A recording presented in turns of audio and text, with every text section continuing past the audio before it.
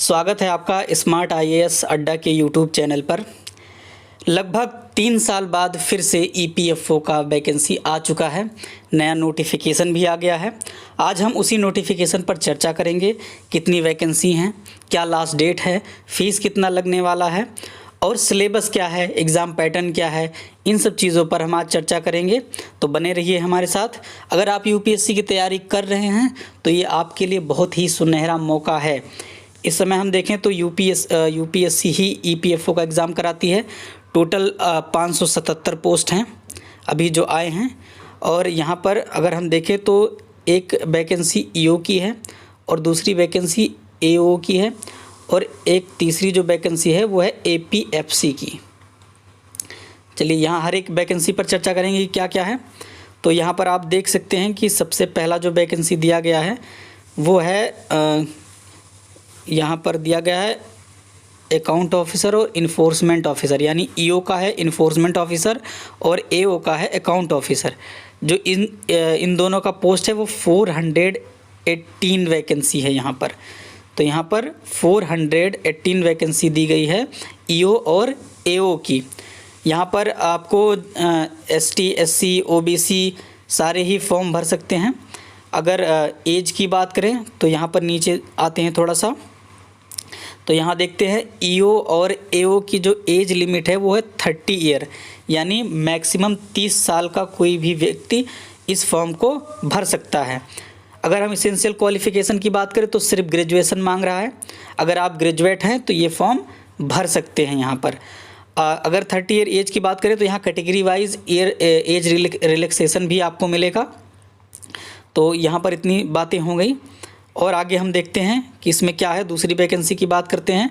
दूसरी वैकेंसी जो है वो यहाँ पर है असिस्टेंट प्रोविडेंट फंड कमिश्नर, जिसका टोटल जो वैकेंसी है वो है 159 वैकेंसी। यहाँ पर 159 वैकेंसी एपीएफसी का है, ठीक है। और इसका अगर हम एज की बात करें तो यहाँ पर एज देख लेते हैं नीचे आके। जी हाँ, इसमें थोड़ा सा अंतर है। इसका एज लिमिट है 35 ईयर, जहाँ पर ईओ और एओ का एज लिमिट था 30 साल। वहीं पर एपीएफसी का जो एज लिमिट है वो है 35 साल। अगर क्वालिफ़िकेशन की बात करें तो यहाँ भी आपको जो है ग्रेजुएशन ही चाहिए, और ज़्यादा कोई अलग से नहीं मांगा गया इसमें। अगर आप ग्रेजुएट हैं तो आप इसको भर सकते हैं। चलिए और नीचे आते हैं। ये हो गई वैकेंसी की बात। अब हम इम्पोर्टेंट डेट्स की बात कर लेते हैं। तो यहाँ इम्पोर्टेंट डेट्स की अगर बात करें तो फॉर्म शुरू हुआ है 25 फरवरी 2023 से 12 बजे दोपहर से शुरू होता है फॉर्म भरना, ठीक है। अगर लास्ट डेट की बात करें कि कब ये फॉर्म बंद हो जाएगा तो वो है 17 मार्च। 17 मार्च तक ये फॉर्म ये भरा जाएगा 6 बजे तक, 6 बजे शाम तक। उसके बाद फॉर्म सबमिट नहीं होगा। चलिए और आगे बात करते हैं। इसमें क्या है इम्पोर्टेंट, यहाँ पर दिया गया है कि अगर आप शॉर्ट लिस्टेड होते हैं प्रीलिम्स में तो आपको डायरेक्ट इंटरव्यू के लिए बुलाया जाएगा, कोई मेंस नहीं होता है। इसीलिए मैंने आपसे कहा कि जो भी यूपीएससी की तैयारी कर रहा है उसके लिए ये बहुत ही सुनहरा मौका है।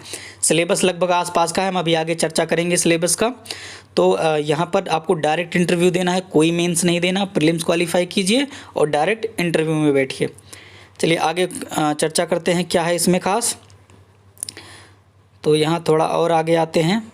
इसका हेडक्वार्टर नई दिल्ली में है, और यहाँ स्कीम की बात कर लेते हैं कि पैटर्न क्या है, कैसे एग्ज़ाम होगा।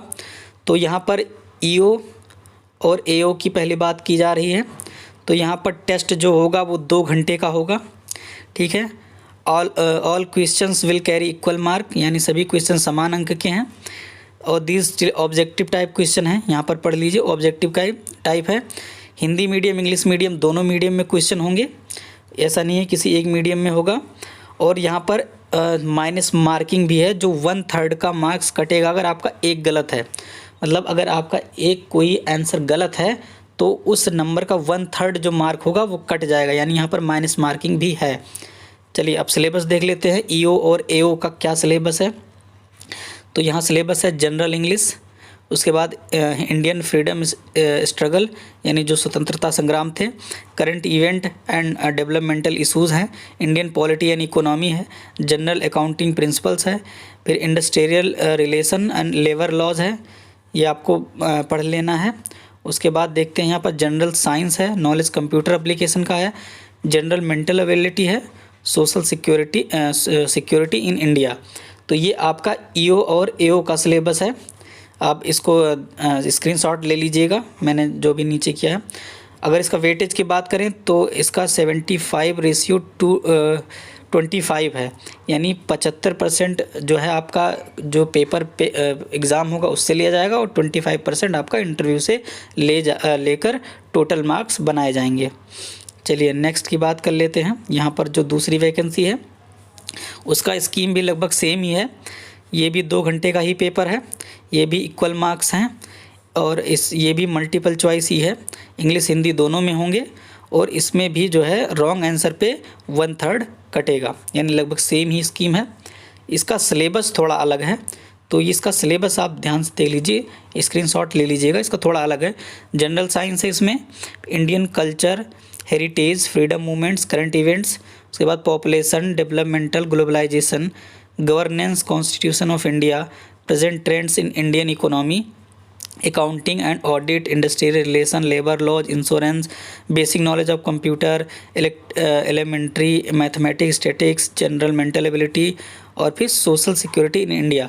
तो इसका जो सिलेबस है ये थोड़ा सा अलग है, जबकि एग्ज़ाम साथ ही होगा पर सिलेबस थोड़ा सा अलग अलग है। इसका वेटेज भी उतना ही है, इसमें कोई परिवर्तन नहीं है। चलिए हम सेंटर की बात कर लेते हैं कि इस एग्ज़ाम का सेंटर कहाँ कहाँ है।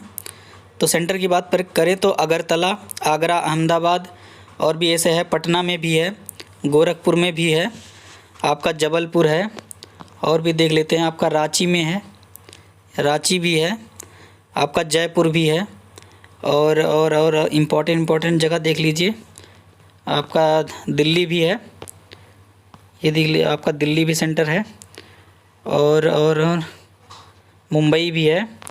तो ऐसे ही आप स्क्रीनशॉट ले लीजिए, आप देख सकते हैं जिस भी जगह से आप ये वीडियो देख रहे हैं आप वहाँ पर फॉर्म भर सकते हैं, आपको वहाँ सेंटर मिल जाएगा। आप यहाँ पर स्क्रीनशॉट लेकर देख सकते हैं कि कहाँ कहाँ पर इसका सेंटर है। चलिए और कुछ ख़ास बात नहीं है इसमें, मैंने लगभग सारी चीज़ें कवर कर दी हैं इसमें। आपको वीडियो अच्छा लगा हो तो लाइक कर दीजिएगा, चैनल को सब्सक्राइब कर लीजिए। बहुत बहुत धन्यवाद, थैंक यू।